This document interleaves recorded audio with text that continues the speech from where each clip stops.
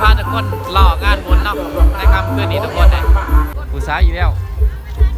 เดี๋ยวผู้สาวค่ะสาวงาม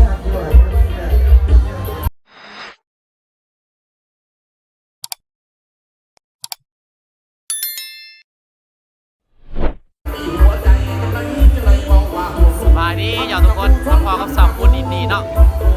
เขาเด็กกับมาเปิดคลิปอยู่ในบ้านเลยทุกคนมาเด็ดการบุญเนาะเดี๋ยวสิพารอทุกคนเดี๋ยวสิพาทุกคนหล่องานบุญเนาะในค่ำคืนนี้ทุกคนเลยว่าสิเป็นจังไดเนาะเสียงมันอยากกดดัวแน่นอนทุกคน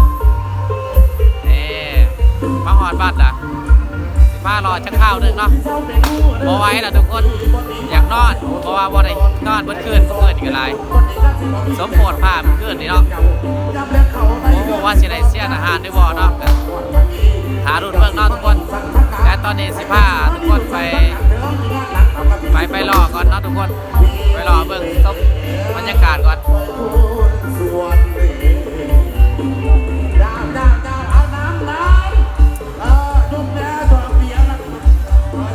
ไปหารอเบิ่งก่อนเนาะจากสิพาทุกคนเมื่อโอ้รอเบิ่ง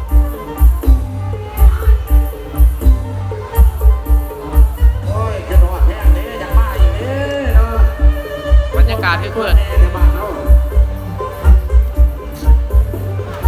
โอ้ใส่มาตัดสิเมื่อทุกคนตอนนี้กสิพาทุกคนมาย่างเลาะส้มบรรยากาศตอนค่ำคืนเนาะอยู่ในงานบุญบ้านเขาเองเนาะทุกคนตอนนี้กำลังไปฝากรถมาเรียบร้อยเนาะทุกคนกสิย่างเข้าไปหนาหารมอดับพวกน้องทุกคนตอนนี้ก็ส้มบรรยากาศตอนอยู่เนาะก่อนเนาะทุกคนนี่ก็เป็นทางเข้ามาเนาะคือตลาดนัดกลางคืนเลยนี่ทุกคนเบิ่งป้าติโตหานขายเสื้อฝาหานขายยังมีครบเลยทุกคนนี่มาเบิ่งไปนำกันเนาะป้าติโตผู้สาวผู้ว่าวสำหน่อยร้ายขนาดเนาะใบดุนกระเต็มทุกคนเลยเสื้อฝากระเต็มคือกันเนาะขายเครื่องขากลายมาผู้สาวอยู่แล้วเดี๋ยวผู้สาว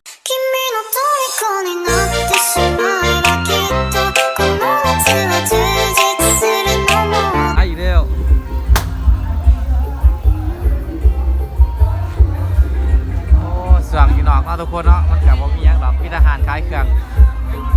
เขาไปหนาพิธีเวลาหนาวตามไหมค่ะ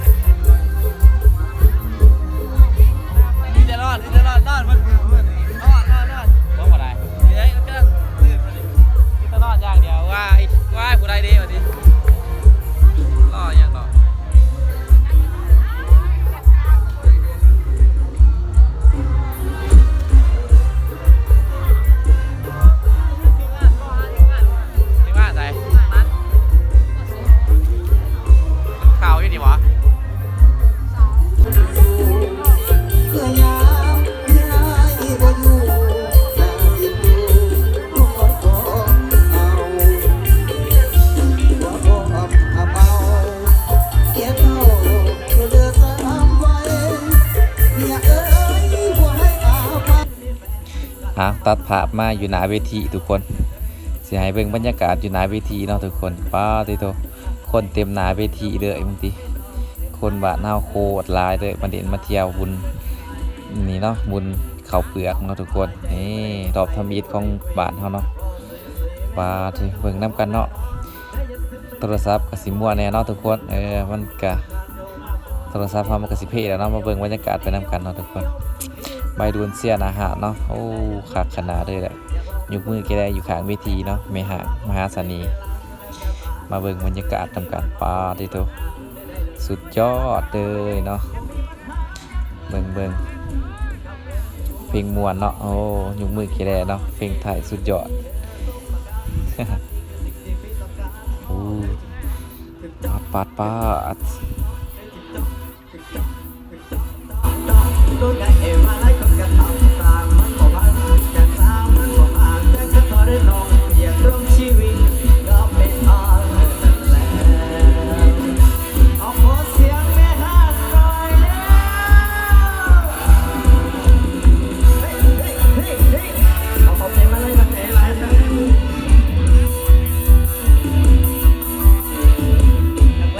อยากลองเป็นผู้สร้างสมไปหาผู้สร้างคงเป็นแหล่งไปล้างเป็นแหล่งกระตายถึงเวลาที่ผ่านมาก็มีปัญหาไม่ได้เลยปัญหาบ่มีปัญหาน้องเอ๋ยโอ้ว่าสาวไปหากันมีดำมีดีเด้อสมกันน้ำปีคือสิ่งที่พี่ต้องการพอเมื่อถึงจ้องไปถึงจ้อง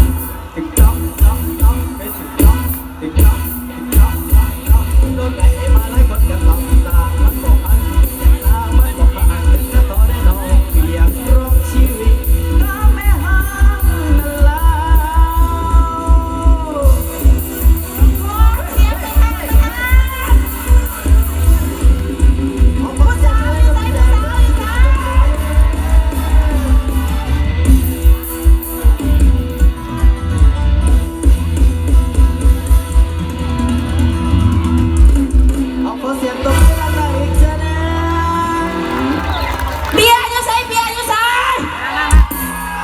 ขอบใจด้วยนะ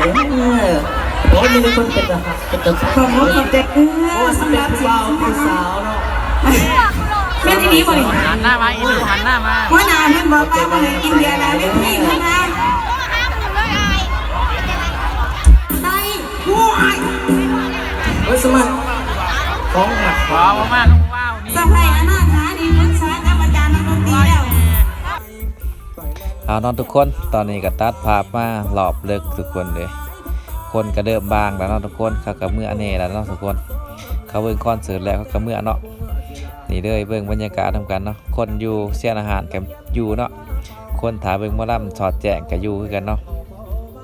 หนึ่งในนั้นนะก็มีเฮาเนาะทุกคนหนึ่ง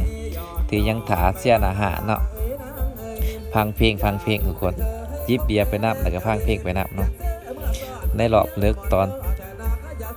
1 โมงหรือ2 โมงเดี๋ยวทุกคนเนาะนี่บรรยากาศรอบเลิกเนาะคนบางขนาดเด้อว้าวอากาศกันหนาวเนาะทุกคนกินเบียร์พร้อมอีกแล้วทุกคนเลยมาฮอดนี่ก็สิขอจบคลิปไว้ซ้ำนี้เด้อทุกคนพอกันในคลิปหน้าทุกคนเลย